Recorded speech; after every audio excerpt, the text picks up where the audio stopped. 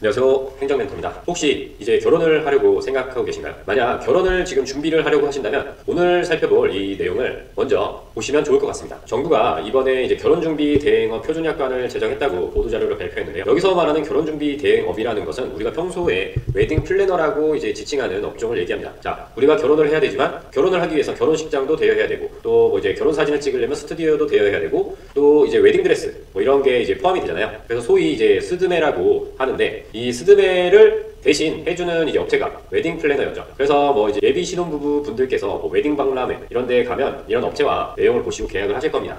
결혼을 하는 사람들은 대부분 청년이기 때문에 이 청년들의 불만 중에 하나가 이 결혼준비 대행업체에 있었습니다. 조금 시간이 오래 지나긴 했는데 불만의 대부분은 이제 계약을 할 때 대체 얼마가 나올지를 정확히 모르겠고 또 위약금 관련해서도 명시를 하지 않았다는 점에서 서로 대등해야 할 계약 자체가 실질적으로는 좀 불공정한 상황이었죠. 그래서 올해 4월에 공정위가 이 결혼준비 대행업 표준계약서, 표준약관을 제정했다고 하는데요. 자, 여러분들 표준약관이라고 했는데 여기 또 표준계약서라서 헷갈리실 수 있는데 표준약관 속에 표준계약서가 들어가 있는 겁니다. 자, 그래서 오늘은 이제 뭐 웨딩 플래너 계약을 하시기 전에 이 계약이 정당한 것인지 그리고 이 계약서에 대해서 수정 요청을 해야 될 것은 없는지를 표준약관을 보면 어느 정도 참고를 할 수 있단 말이에요. 그거를 같이 알아보려고 합니다. 시작하기 전에 좋아요와 구독 부탁드리고요.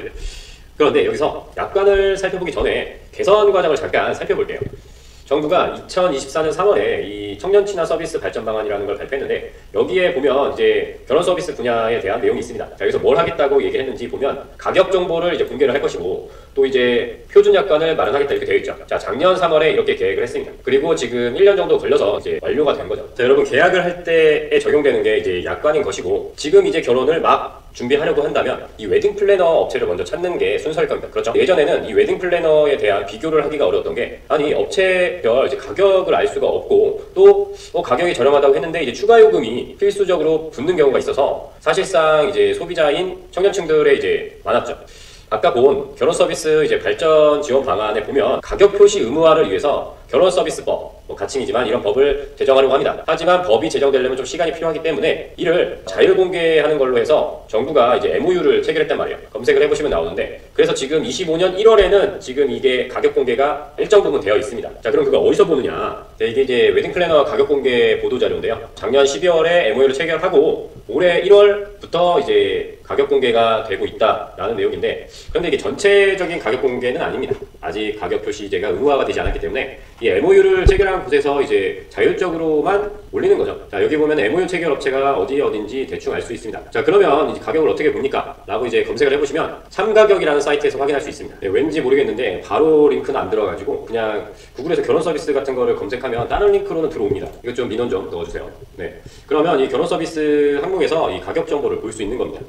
네, 이런 식으로 지역별 가격 공개도 되어 있고요. 뭐 그 외에 원하는 업체 혹은 궁금한 업체가 있으면 찍어서 둘러볼 수가 있습니다. 자, 뭐 스튜디오, 드레스 이게 결국 결혼준비 대행 업체도 스튜디오 업체, 뭐 메이크업 업체, 뭐 웨딩 드레스 업체를 이제 끼고 있는 거잖아요. 그렇기 때문에 결과적으로는 이 업체들이 이제 수행을 하게 되지만 총괄적으로 이제 이런 계약이 각각 하기가 어려우니까 이런 식으로 하고 또 이제 가격적인 측면에서도 아마 할인을 할 수 있는 구조인데 어쨌든 간에 이런 식으로 가격 정보가 되어 있기 때문에 일단 1차적으로 이렇게 가격 정보가 올라와 있다는 점 참고하시고요. 웨딩 플래너 업체들이 이제 가격을 서로 공개를 해야 되고 서로 비교가 된다는 점은 나중에 그래도 좀 개선이 될 수 있는 요인이 되겠죠. 그리고 가격 표시제, 지자체 신고 등의 의무화 내용을 담고 있는 법은 현재 발의 중이고 위원회 심사 중이라서 언제 통과할지는 사실은 아직은 모릅니다. 지금 뭐 가칭 결혼 서비스법이었는데 지금은 결혼 서비스 소비자 보호법이라고 하는 뭐 이름으로 바뀌었다고 보시면 됩니다. 이 내용이 궁금하시면 의원 시스템에서 이제 확인을 하시면 되고요. 지자체 등에서 업체를 규제할 수 있는 적 내용이 없었기 때문에 이런 법 제정이 일단은 시급한 부분이죠. 그런데 법이 제정되는 건 시간이 걸리기 때문에 오늘 살펴보려고 하는 이 표준 약관을 먼저 만든 겁니다. 자, 그러면 이제 약관을 좀 같이 살펴볼 건데 시간이 없으신 분들은 이 보도자료의 중요 내용만 보셔도 상관은 없습니다. 자, 어떤 내용이 담겨 있을까요? 일단은 내가 이용하는 결혼 준비 서비스 내용과 그 가격을 이제 제공합니다. 예전에 깜깜이 계약일 때는 이런 내용이 아마 없었을 거예요. 그리고 또 위약금 기준을 구체화했습니다. 이런 부분을 약관에서 정하고 있는 업체가 별로 없습니다. 뭐 알고 계시는 분은 알고 계시겠지만 내가 계약을 할 때 그 권리와 의무가 이제 계약서에 써 있습니다. 그런데 이게 개별 계약서를 작성하더라도 이 다수를 상대로 하는 계약 내용을 담은 걸 약관이라고 하거든요. 지금 우리가 약관에 대해서는 안 알아봤는데 약관이 뭐냐 하면 그냥 쉽게 말해서 다수를 상대로 하는 계약 내용이다 라고 보시면 됩니다. 여러분들 어디든 회원가입할 때 이용약관에 동의한다고 아마 체크를 하고 넘어가는데 사실 안 보시죠? 어디 업체나 홈페이지에 가보면 여기 하단 정도의 이용약관이라고 있습니다. 그러면 이 이용약관에 뭐 청약철회 혹은 환급 이런 여러분들이 필요한 정보가 여기에 담겨 있는 거거든요. 자, 이것도 2017년에 시행됐는데 지금까지 안 바뀌었죠. 더 옛날 약관도 있습니다. 너무 오래된 약관은 뭐 이렇게 수정할 필요가 있을 수 있죠. 물론 처음에 잘 만들었으면 뭐 상관없지만, 근데 이제 법령이 바뀌기 때문에 약관도 조금씩은 수정되는 게 보통입니다. 그래서 위약금이 이제 기준이 없었는데 위약금도 구체화하고 뭐 이런 식으로 업체가 권장하길 바라는 내용으로 이제 약관이 제정이 된 거죠. 소비자와 업체 모두를 위해서. 자, 그러면 공정위가 제정한 표준 약관 내용을 보도록 하겠습니다. 첫 장에는 표준 계약서가 나오는데요. 말 그대로 표준일 뿐이지 이거를 따르지 않는다고 해서 뭐 문제가 생기진 않습니다. 업체 측에서는 자율적으로 계약서를 만들 수 있고, 다만 그 계약 내용에 대해서는 갑과 을, 즉 공급자와 수요자가 둘 다 동의를 해야 계약이 되는 건데, 이제 결혼을 꼭 해야 되고 뭐 어느 날에 해야 되고 이런 것 때문에 소비자의 선택권이 제한이 되는 것도 사실이었죠. 부동산 계약을 해보셨다면 맞지 않는 부동산하고 이제 계약을 할 수는 없잖아요. 돈도 많이 들고. 그런 것과 마찬가지로 계약서에는 이런 내용이 들어가야 한다라는 것을 참고할 수 있는 표준 계약서입니다. 자, 여러분들이 계약을 할 때 나한테 제대로 정보를 알려주고 있는지를 판단하실 필요가 있습니다. 원칙적으로 계약서 내용은 정말 꼼꼼히 읽어보셔야 되는데, 대부분은 읽어보시지 않고 나중에 이제 딴소리를 하시거나 불이익을 얻으시니까 꼭 읽어보시길 바랍니다. 자, 그럼 표준약관에서 뭐 여러 가지 내용이 있는데, 일단 첫 번째 청약 철회를 보면 이 방문 판매법이 적용될 때에는 14일 이내에 청약이 철회가 가능하다라고 되어 있고, 온라인을 통해서 했을 땐 7일 이내입니다. 이게 전자상거래법을 적용받기 때문에 7일이고, 뭐 웨딩박람회 등 대행업자의 사업장 이외라면 이게 방판법이 적용이 되기 때문에 14일입니다. 그러니까 내가 계약을 했어도 이 청약 의사를 처리할 수 있는 기간이 있다는 거죠. 똑같습니다. 소비자의 권리니까 일단은 기억을 하시면 될 것 같고. 자, 그리고 대행요금 같은 경우에는 표준약관에는 이렇게 나눠서 받을 수 있다라고 되어 있습니다. 약간 인테리어 같죠. 물론 당연히 계약금 내고 뭐 나중에 잔금으로 처리하는 경우가 많을 것 같은데, 이런 식으로 표준약관은 되어 있지만 여러분들의 이제 계약서에는 어떻게 되어 있는지 한번 보시라는 겁니다. 또 계약 조건을 변경할 수 있는 뭐 그런 내용과 이제 계약 해제, 이거 중요하죠. 자, 위약금 관련해서 분쟁이 엄청나게 많을 건데 이 내용을 미리 확인을 해야 됩니다. 자, 계약을 누가 해지할 것이며 어떤 사유로 인하여 해지가 됐느냐, 그리고 해지와 해지에 대해서 차이를 말씀드리면, 해지는 이제 그때부터 그 계약의 효력이 없어지는 게 해지고, 해제는 계약할 때로 돌아와서 아예 처음부터 없었던 걸로 한다라는 게 해제입니다. 약간의 차이가 있어요. 다만 이제 여기서는 그렇게 크게 구별할 이유는 없는 것 같고, 다만 이제 대행업자의 귀책이냐 아니면 수요자인 결혼하려는 분들의 귀책이냐에 따라서 당연히 귀책이 있는 사람은 약간 불이익이 있습니다. 뭐 계약금을 빼고 돌려준다든지 그런 부분에 대해서 표준약관에선 이런 식으로 기준을 하고 있는데, 약 10% 정도를 위약금 기준으로 하고 있죠. 다만 얼마나 지났느냐에 따라서는 조금 다를 수 있습니다. 그래서 뭐 계약 취소나 일정 변경에 따라서 이런 식으로 바꾼다. 이게 좀 복잡하죠. 근데 본인이 생각하셨을 때 이거는 뭐 그렇게 불합리하진 않네, 좀 떼긴 하지만 뭐 당연한 거네 라고 생각될 정도면 뭐 계약서가 좀 다르다 하더라도 뭐 상관은 없습니다. 표준적으로 이제 제시되는 내용이기 때문에 지금 내가 사인을 하려는 계약서가 얼마나 여기서 벗어나 있는지, 그리고 그 벗어난 내용이 좀 합리적이지 않은지를 좀 고려하셔서 웨딩 플래너 계약을 하셔야 되는 부분이 있습니다. 옛날 같은 경우에는 이제 추가 요금이 막 필수적으로 나오는데도 그게 기본 요금에는 포함이 되지 않았던 부분도 이제 문제라고 지적을 하고 있고요. 자, 그런데 여러분 아까 약관에 대해서 잠깐 살펴봤지만 아마 궁금하실 거는 이 약관이 효력이 있느냐라는 걸 겁니다.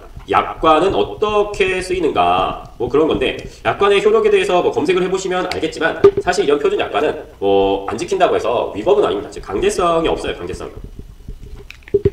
공정위에서도 이렇게 답변을 하고 있습니다. 불공정한 내용이 아닌 한은 사업자는 자율적으로 당연히 약관을 사용해야죠. 사업자의 권리죠. 그거는 각자의 권리를 존중을 해줘야 됩니다. 다만 이제 어떤 기준점, 그리고 또 분쟁이 생길 때 활용이 될 수 있다 라는 점을 일단은 알고 계시면 될 것 같습니다.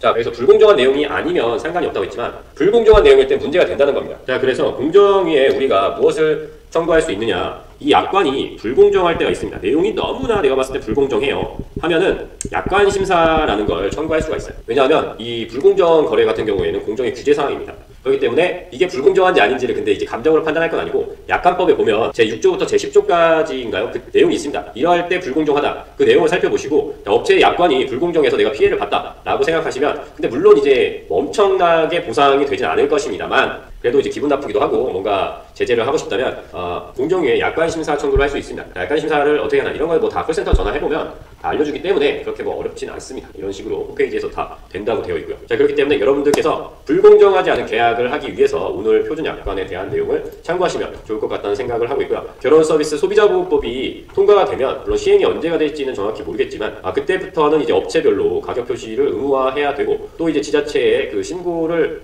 해야 되면 이제 어느 정도 좀 규제가 자리 잡히기는 할 것 같습니다. 자, 그렇기 때문에 이게 계약을 하고 결혼이 파토 나는 경우도 뭐 간혹 있기도 하고, 이 소비자들께서 권리를 좀 행사해야 될 부분이 꽤 있습니다. 이 결혼준비 대행업체 같은 경우에는. 그리고 예전에 이제 현금 할인 뭐 이런 게 있는데, 여러분들 이 부분 같은 경우에는 아마 국세청에서도 발표를 했을 건데, 스드메 관련해서 뭐 세무조사를 하겠다라는 내용인데, 그것도 한번 살펴보면 좋을 것 같은데요. 어쨌든 현금으로 만약에 결제를 하실 경우에 결혼준비 대행업 같은 경우에는 현금 영수증 아마 의무 발행업체일 겁니다. 자, 그렇다면 요청을 하지 않아도 발행을 해야 돼요. 검색을 해보시면 아마 그런 경험을 하신 분들이 있을 건데, 이거 신고를 하셔도 됩니다. 신고 포상금이 원래 20%인데 약간 좀 줄어들었다는 얘기는 들은 것 같습니다. 어쨌든 그리고 또 이 신고를 할 수 있는 기간이 3년인가 있기 때문에 그냥 다 끝난 다음에 현금 영수증이 발급이 안 돼 있으면, 그리고 좀 약간 마음에 안 들었으면 신고를 하세요.